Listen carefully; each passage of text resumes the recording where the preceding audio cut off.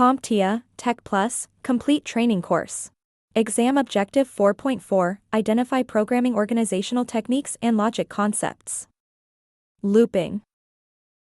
At first, we looked at code running line by line, from top to bottom. Then we moved on to branching, which provided our programs with the power of choice. But now we are going to add one more logical component to our coding repertoire: looping. Programming loops are structures in coding that enable the repetition of a specific set of instructions until a certain condition is no longer met. They allow for automating repetitive tasks, making your code more efficient and concise. Using the power of flowcharts once again, I will illustrate the concept of a programming loop. As usual, we will start at the top of our code.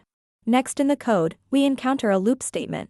Here we are presented with a decision in the program as denoted by the diamond-shaped symbol. This flowchart displays a decision of whether to enter the loop or continue on with the remainder of the code. If we enter the loop, we will execute the code included inside the loop. In this case, we have a process to be performed,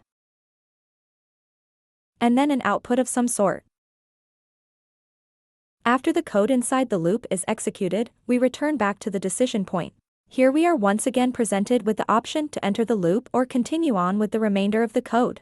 This looping process can be repeated as many times as necessary by the program. Once the program has finished with the loop, it will continue on with any remaining code statements, or in our case, reach the end of the program.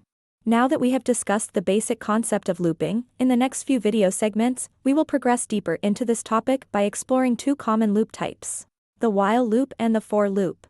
The while loop and the for loop. The while loop and the for loop. Uh-oh. Looks like I got caught in a loop myself.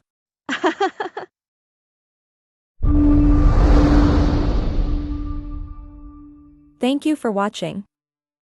Subscribe for more great content.